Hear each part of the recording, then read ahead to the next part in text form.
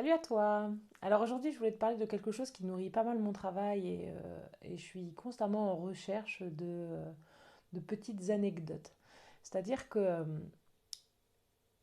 l'anecdote, c'est quelque chose qui n'a pas besoin d'être noté.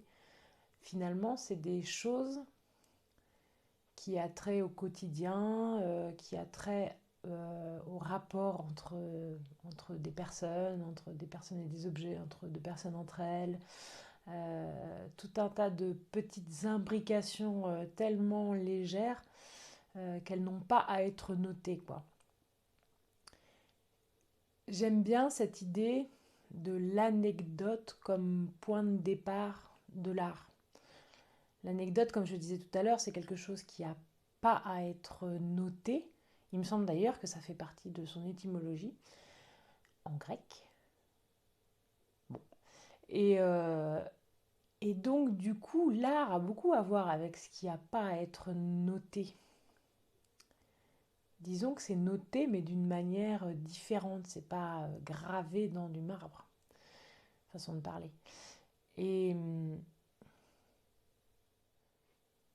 dans les œuvres d'art que j'aime, il arrive que je finisse par connaître une histoire assez anecdotique, somme toute, sur l'œuvre d'art, la manière dont elle a été peinte, sculptée, ou comment l'idée est arrivée. Et ça me donne vraiment comme une clé d'entrée sur l'œuvre, sur la manière d'appréhender son travail de l'artiste. Euh, je me sens plus proche de l'artiste, de l'œuvre. Et inversement, quand mon travail il a rapport avec ce genre de petites anecdotes, je me sens plus proche de la personne qui regarde l'œuvre si je lui raconte ça, quoi. Je crois que l'anecdote, quelque part, c'est une manière pour moi de, de relier l'homme et l'artiste. On entend beaucoup parler en ce moment de la scission qu'on peut faire entre l'homme et l'artiste sur certaines dérives comportementales.